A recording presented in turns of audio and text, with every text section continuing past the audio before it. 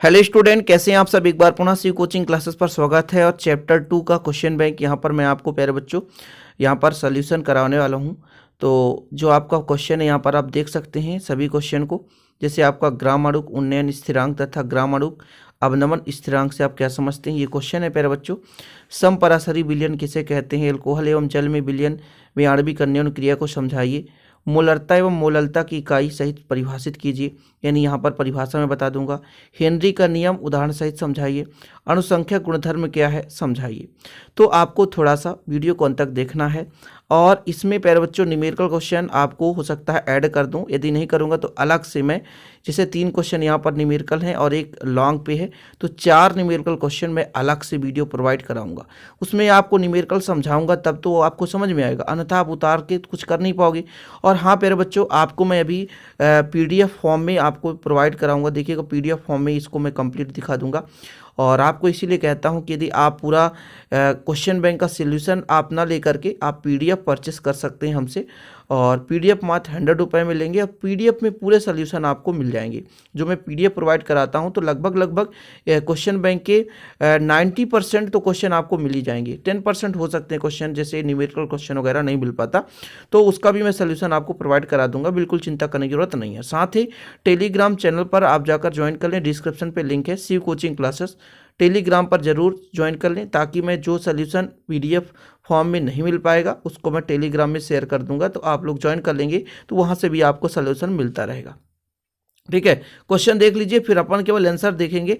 तो प्रसरण और प्रसरण दाब की परिभाषा लिखना है। क्या कारण है कि तापक्रम में वृद्धि के साथ गैस के द्रव में विलेयता है ना यहाँ पर कम हो जाती है। और फिर 75 शब्दों में है राउल्ट का नियम लिखना है, राउल्ट की सीमाएं भी लिखनी है। ठीक है, एक वाष्पशील विलेय में किसी विलायक को मिलाने से उसका वाष्प दाब कम हो जाता है, क्यों, ये समझाना है।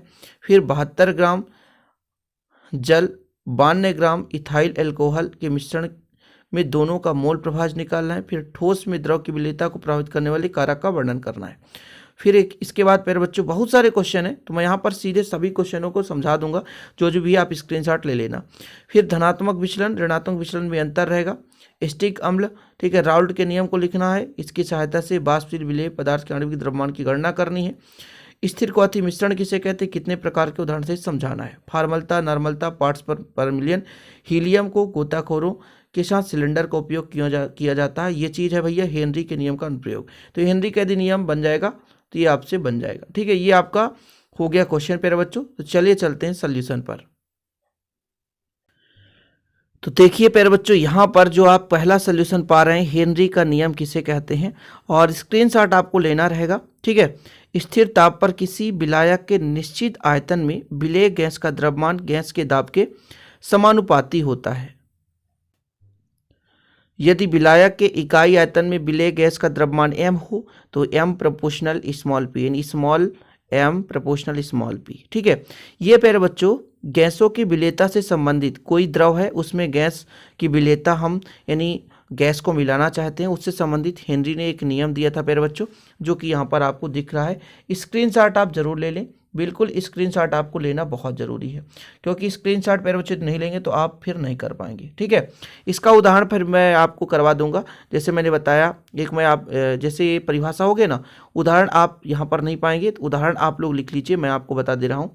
इसका उदाहरण ये है कि जैसे आप लोग देखे होंगे शीतल पेय पदार्थों में, उदाहरण लिखना आपको, शीतल पेय पदार्थों में कार्बन डाइऑक्साइड गैस की विलेयता हेनरी के नियम के आधार पर होता है।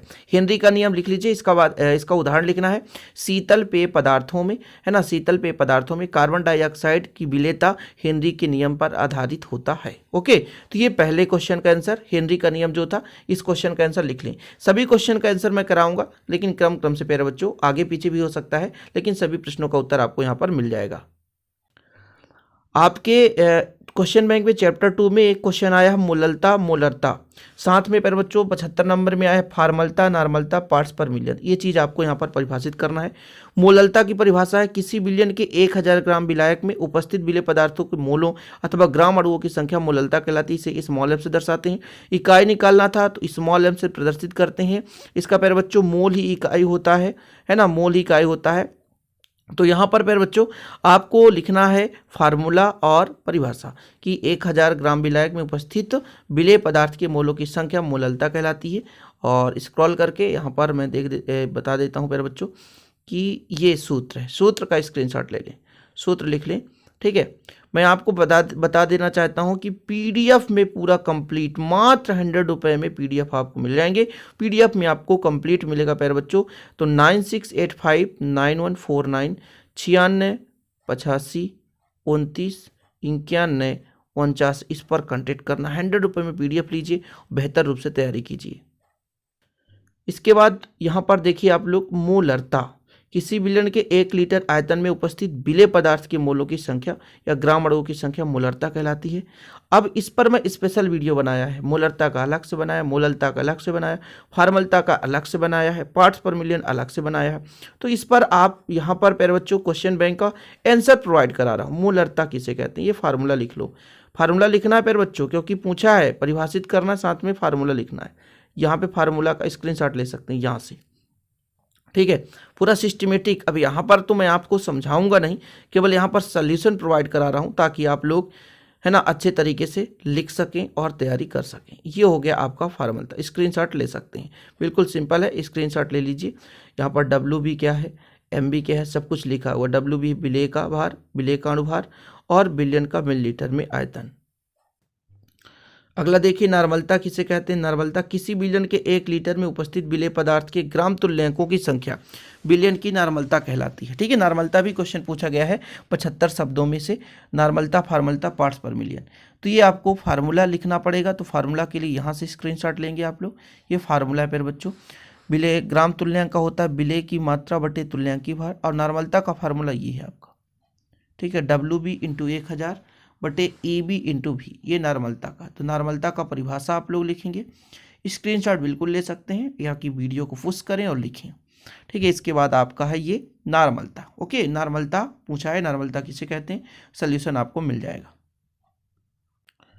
इसके बाद अगला क्वेश्चन आ जाता है फार्मलता। फार्मलता के बारे में क्वेश्चन पूछा गया, इसीलिए पहले मैं क्वेश्चन दिखा दिया हूँ ताकि आप लोग पहले क्वेश्चन चेक कर लो कि ये क्वेश्चन है, इसके आंसर है, ताकि आप लोग फिर नोट डाउन कर लो। तो फार्मलता क्या है, किसी बिलियन के 1 लीटर आयतन में उपस्थित ग्राम सूत्र द्रव्यमानों की संख्या बिलियन की फार्मलता कहलाती है। किसी बिलियन के 1 लीटर आयतन में उपस्थित ग्राम सूत्र द्रव्यमानों की संख्या। ठीक है, फार्मलता का होता है पर प्यारे बच्चों F equal W B into 1000 F B into V. Okay, तो ये फार्मलता कंप्लीट दिख रहा है। बस आपको फार्मलता का परिभाषा लिखना है और फार्मूला पता होना चाहिए। थोड़ा सा इसको स्क्रॉल कर लीजिए और प्यारे बच्चों यहाँ पर आप लोग लिख सकते हैं। ये डब्ल्यू बी क्या है, विलेय पदार्थ की मात्रा है, एफ बी क्या है, ग्राम सूत्र द्रव्यमान है, और वी क्या है, बिलियन का मिलीलीटर में आयतन है, बिलियन का मिलीलीटर में आयतन है। तो ये आपका हो गया क्या, फार्मलता। फिर मोल प्रभाज नहीं पूछा है, तो मोल प्रभाज की जरूरत नहीं है। यहाँ पर आपके क्वेश्चन में है ये पीपीएम, पार्ट्स पर मिलियन। किसी बिलियन के 10 लाख भाग में विलेय भार भागों की संख्या पीपीएम कहलाती है। विलेय का द्रव्यमान ग्राम में बटे बिलियन का द्रव्यमान ग्राम में गुणे 10⁻6। ये क्वेश्चन है प्यारे बच्चों, देख सकते हैं, क्वेश्चन आप लोग लिख सकते हैं। ठीक है, बहुत सारे क्वेश्चन है, कम क्वेश्चन तो है नहीं, आपको पता है। तो सभी क्वेश्चनों को प्रोवाइड कर रहा हूँ। जितने क्वेश्चन यदि छूट जाएंगे तो पार्ट 2 लेकर आ जाऊँगा, और पार्ट 2 में सारे क्वेश्चन ऐड कर दिए जाएंगे। अब 22 क्वेश्चन है प्यारे बच्चों, 22 क्वेश्चन, तो सारे क्वेश्चन एक साथ तो करा नहीं सकते हैं।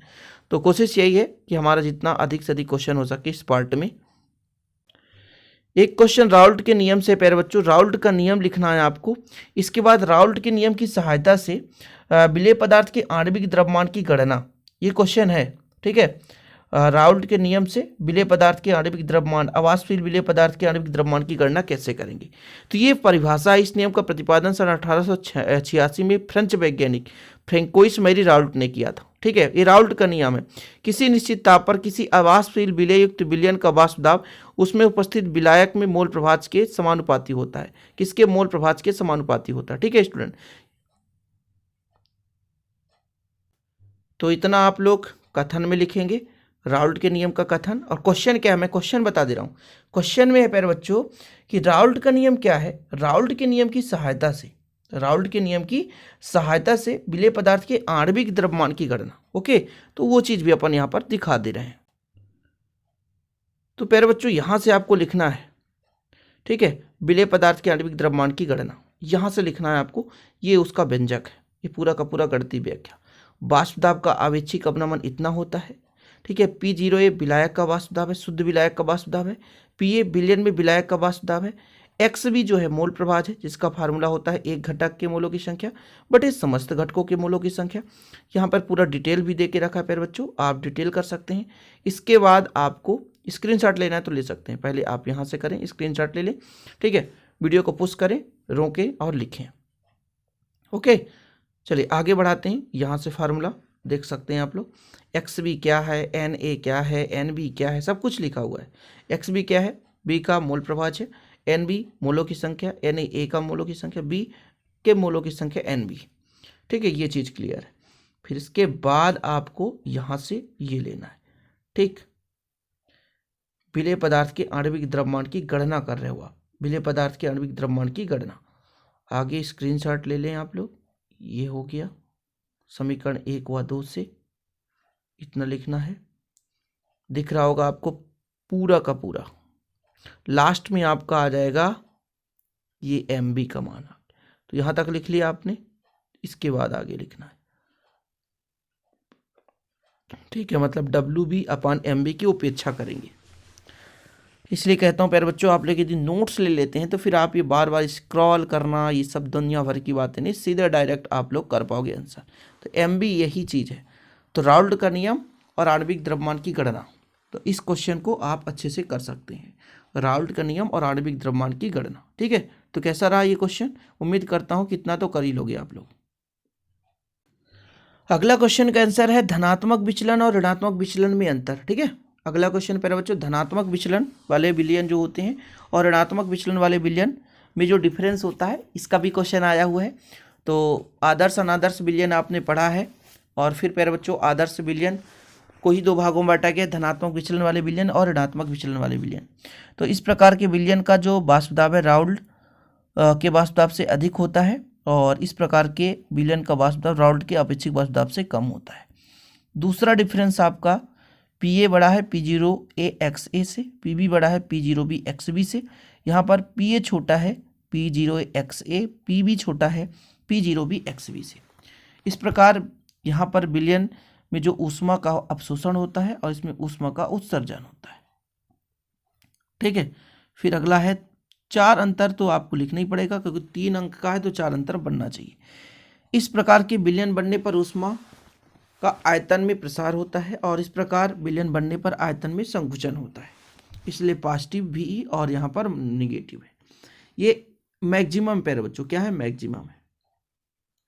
चौथा आपका डिफरेंस ये हो गया, एक निश्चित संगठन पर विलयन का वाष्प दाब अधिकतम, क्वथनांक न्यूनतम होता है, और एक निश्चित संगठन पर विलयन का वाष्प दाब न्यूनतम और क्वथनांक अधिकतम होता है।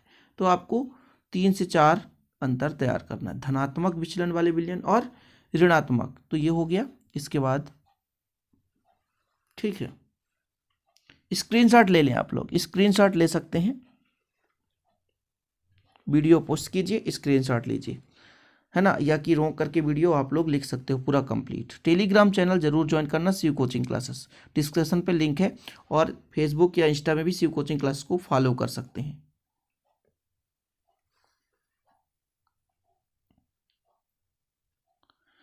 अगला क्वेश्चन यहाँ पर देख सकते हैं पर बच्चों, धनात्मक विचलन और ऋणात्मक विचलन के बाद स्थिर क्वाथी मिश्रण, क्या स्थिर क्वाथी मिश्रण क्वेश्चन पूछा गया है आपके क्वेश्चन बैंक में।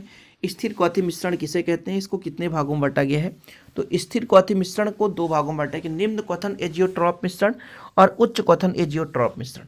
स्थिर क्वाथी मिश्रण ये है कि निश्चित संगठन वाला ऐसा द्रव मिश्रण जो एक निश्चित ताप पर उबलता है और बिना संगठन बदले आश्वित होता है, स्थिर क्वाथी मिश्रण कहलाता है। स्क्रीनशॉट ले लें। फिर निम्न क्वथन स्थिर क्वाथी मिश्रण, धनात्मक विचलन दर्शाने वाले अनादर्श विलयन का वह संगठन जिसका वाष्प दाब उच्च एवं क्वथनांक क्या होता है, निम्न होता है, गर्म करने पर निश्चित ताप पर संगठन में परिवर्तित हुए बिना आश्वित हो जाता है, उसे निम्न क्वथन एजियोट्रॉप कहते हैं। फिर उच्च क्वथन एजियोट्रॉप, ठीक है, धनात्मक विचलन दर्शाने वाले अनादर्श विलयन का वह संगठन जिसका वाष्प दाब निम्न एवं क्वथनांक उच्च होता है, गर्म करने पर निश्चित ताप पर संगठन में परिवर्तित हुए बिना आश्वित हो जाते हैं, उच्च क्वथन एजियोट्रॉप कहलाते हैं। इसका एग्जाम्पल भी यहाँ पर दे रखा है। ठीक है, तो स्क्रीनशॉट ले लें। उच्च क्वथन एजियोट्रॉप और निम्न क्वथन एजियोट्रॉप। क्वेश्चन है, सीधा क्वेश्चन है, स्थिर क्वथी मिश्रण किसे कहते हैं, कितने प्रकार के होते हैं, उदाहरण सहित समझाइए। तो आप लोग इसको नोट डाउन कर लेना, आपके बुक में भी मिल जाएगा।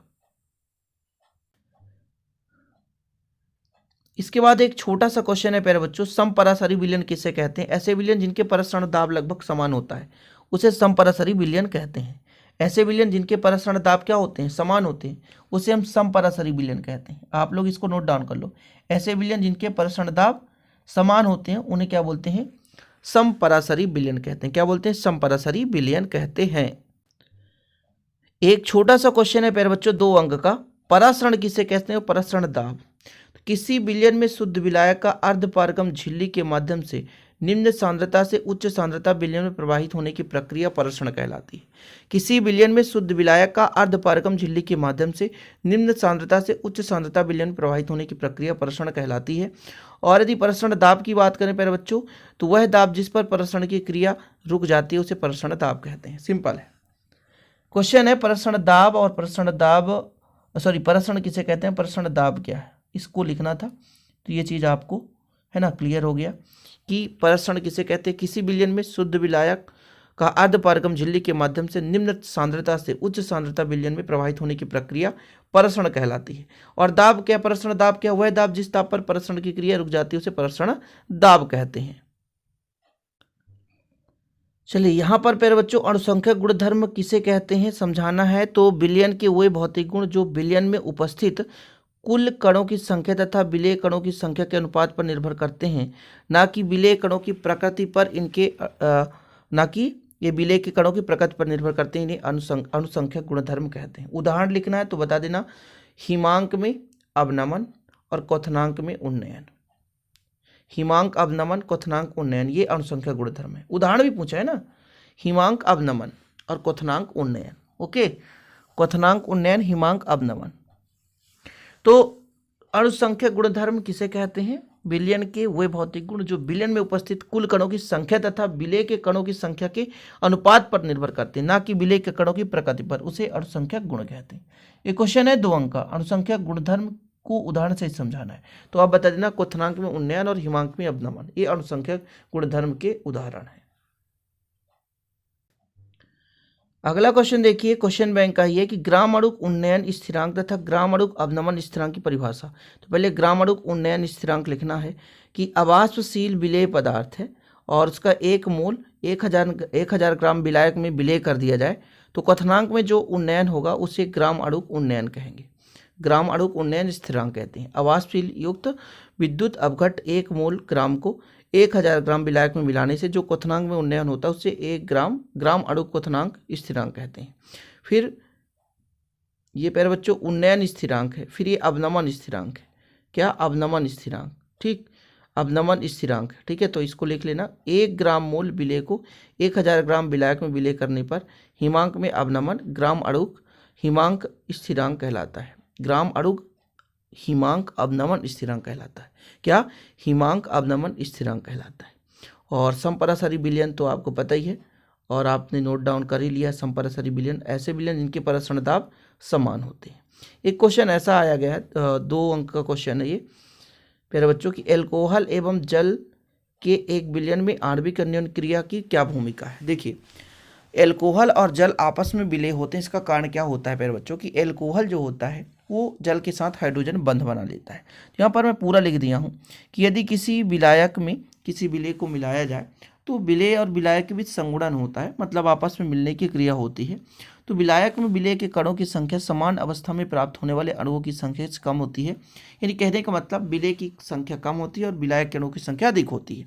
वहीं पर यदि बात करते हैं, जब जल में एल्कोहल को मिलाया जाता है प्यारे बच्चों, किसमें, जल में एल्कोहल को मिलाया जाता है तो जल और एल्कोहल के अणुओं के बीच हाइड्रोजन बंध का निर्माण होता है और हाइड्रोजन बंध बनने के कारण ये जो जल है एल्कोहल से विलय होता है। ये आपको हाइड्रोजन बंध भी मैंने बना दिया है कि ROH एल्कोहल है और H2O पानी है, फिर ROH क्या है, एल्कोहल है, फिर पानी है। इनके बीच क्या होता है, हाइड्रोजन बंध हो जाता है और हाइड्रोजन बंध होने के कारण पर बच्चों ये आपस में विलय होते हैं। ये क्वेश्चन हो गया। और कुछ क्वेश्चन है प्यारे बच्चों जो कि इसमें भी करा सकता हूँ मैं, देख लेता हूँ एक बार। तो ये आपका पार्ट 1 हुआ प्यारे बच्चों, और न्यूमेरिकल क्वेश्चन 1-2 क्वेश्चन बच गए हैं जो कि मैं भी यहाँ पे सॉल्यूशन प्रोवाइड नहीं कर रहा हूँ, और अगले वीडियो में उसका भी सॉल्यूशन मैं प्रोवाइड कर दूंगा। ठीक है, बाकी इसमें इतना क्वेश्चन काफ़ी है, आप लोग नोट डाउन करेंगे, इसको तैयार करेंगे। बाकी आप लोगों के लिए धीरे धीरे करके मैं सारा सॉल्यूशन प्रोवाइड करा दूंगा, बिल्कुल आप चिंता ना करें। कोई भी क्वेश्चन छूटना नहीं चाहिए, सभी क्वेश्चन आपको तैयार करना है, तब आपके कहीं 80% आ सकते हैं। और टेलीग्राम चैनल ज्वाइन कर लेना, इंस्टाग्राम में यदि फॉलो करना है तो शिव कोचिंग क्लासेस टाइप करिए, इंस्टाग्राम में फॉलो कीजिए, और फेसबुक पेज पे भी आप लाइक कर सकते हैं, शिव कोचिंग क्लासेस के नाम से चलता है। साथ में इसका यदि हैंड रिटन नोट लेते हैं प्यारे बच्चों नोट्स, तो आप प्रॉपर रूप से क्वेश्चन बैंक भी तैयार कर सकते हैं। उम्मीद करता हूँ आज का वीडियो पसंद आएगा, पसंद आए तो लाइक करें, शेयर करें। मिलते हैं अगली वीडियो के साथ, तब तक के लिए जय हिंद, वंदे मातरम।